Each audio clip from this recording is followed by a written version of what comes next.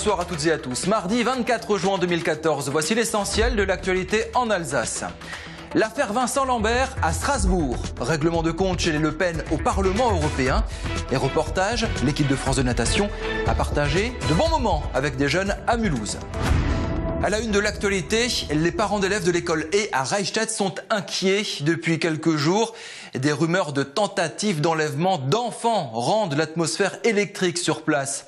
Une petite fille de 9 ans aurait déclaré qu'un homme voulait la faire monter dans sa voiture. Du coup, même les automobilistes perdus près de l'école sont signalés. Les gendarmes ont ouvert une enquête et rassurent, il n'y a eu aucune tentative d'enlèvement. Ça ne va pas mieux entre le père et la fille. Jean-Marie Le Pen charge Marine Le Pen. Après l'échec du Front National au Parlement européen de Strasbourg, le Front et ses députés n'ont pas réussi à créer un groupe parlementaire composé de députés de 7 pays différents. Le Pen père critique les conditions d'adhésion au groupe édictées par Le Pen fille. Il regrette que des personnalités d'extrême droite à la réputation sulfureuse, ce sont ces termes, aient été écartés. L'affaire Vincent Lambert à Strasbourg, la famille se déchire sur le cas de ce tétraplégique maintenu en vie dans un état végétatif. Le Conseil d'État vient de se déclarer pour l'arrêt des soins et donc sa mort. Les parents de Vincent Lambert, opposés à l'arrêt des soins, ont saisi en urgence la Cour européenne des droits de l'homme à Strasbourg. Ce sera l'ultime recours pour statuer sur la vie ou la mort de ce jeune homme de 38 ans paralysé. Le week-end dernier, des nageurs de l'équipe de France de natation étaient à la piscine de Lilleberg à Mulhouse. Beau moment d'échange avec des jeunes. Ils ont partagé leur passion des bassins en face d'eux.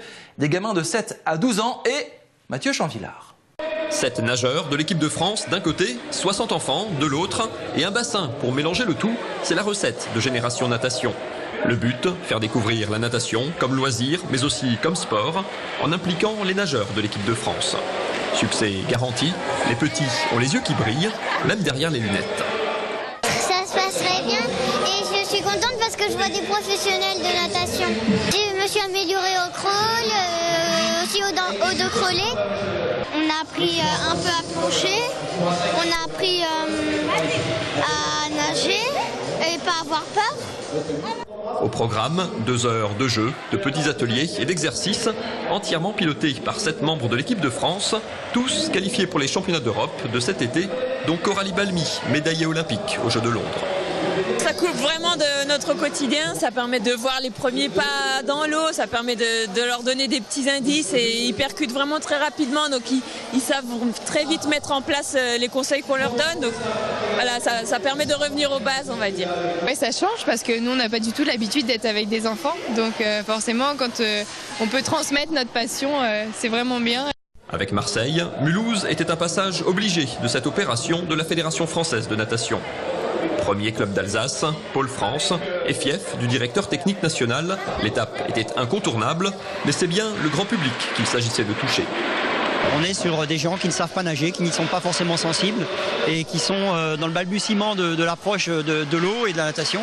Et donc de la rencontre, de le faire sous le contrôle et dans le travail avec des très grands champions, des champions olympiques, des médaillés dans les compétitions internationales. C'est sur le plan symbolique très intéressant et fort, un moment, une rencontre forte. Si le succès se mesure en sourire, alors l'opération est réussie. La natation y a probablement gagné quelques licenciés et les champions quelques supporters. Le 1er septembre prochain, les tarifs de la CTS à Strasbourg vont augmenter de 3,37% en moyenne. Ce sont surtout les prix des parkings relais tram qui vont flamber, plus 15% par exemple, à l'arrêt de la Rotonde. Voici Sous le Grill, présenté par Olivier Anne. La marque Alsace et son partenaire, la région Alsace, présentent Sous le Grill. Stéphane Boris, bonjour. Bonjour.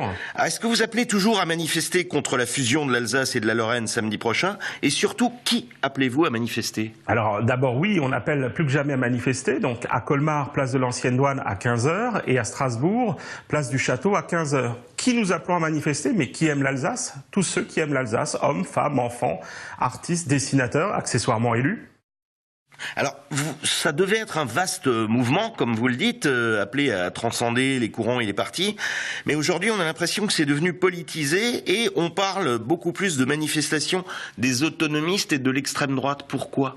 Écoutez, je crois que la nature a horreur du vide et donc certaines personnes profitent de la manifestation pour exprimer des frustrations, mais en l'occurrence non, aujourd'hui le mouvement est toujours large.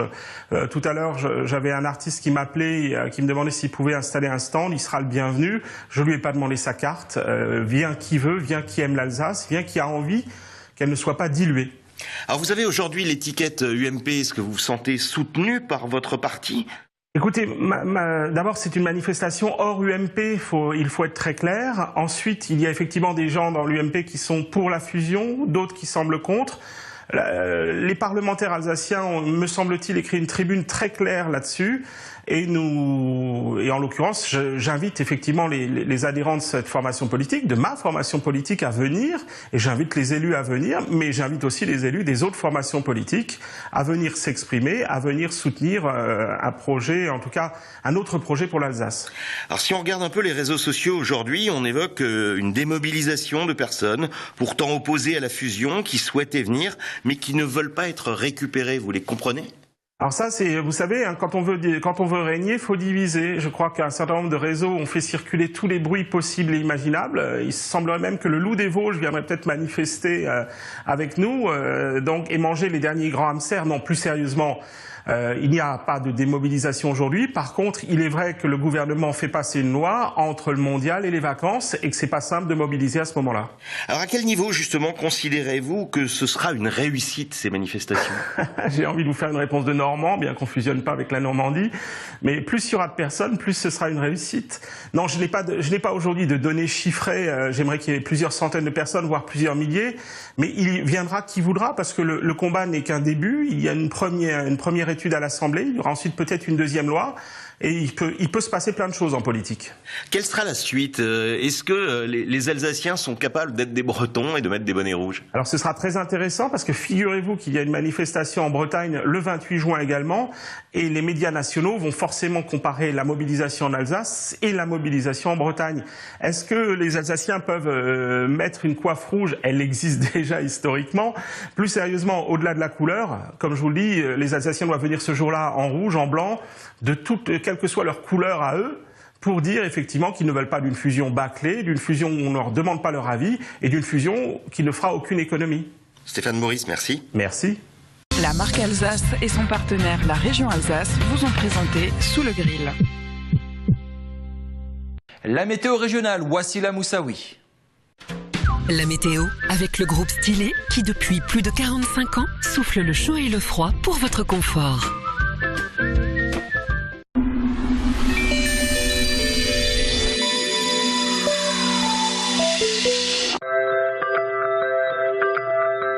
Salut et bienvenue sur Alsace 20, une journée ensoleillée pour ce mercredi et ce dès la matinée. Donc on commence par le matin avec un ciel bien dégagé sur l'ensemble du territoire. Des températures relevées du jour qui varieront de 13 à 15 degrés. 13 degrés pour le nord-est du côté de Saverne ou encore vers Wissembourg. 14 degrés pour Obernai ou l'ensemble du Haut-Rhin. 15 degrés la maximale pour Strasbourg. L'après-midi, le soleil reste avec nous avec quelques passages nuageux néanmoins notamment dans le nord du territoire vers Niederbronn-les-Bains ou encore du côté de Saverne et partout ailleurs le soleil bien présent. Les températures elles augmentent pour atteindre une maximale de 24 degrés. Encore pour Strasbourg, 23 degrés pour l'ensemble du Haut-Rhin, 22 degrés pour Obernai, Saverne ou encore du côté de Soultz-sous-Forêt. La tendance pour le lendemain, encore des beaux rayons de soleil qui sont à prévoir et des températures qui varieront de 14 à 23 degrés au cours de la journée. On termine par l'éphéméride de ce mercredi.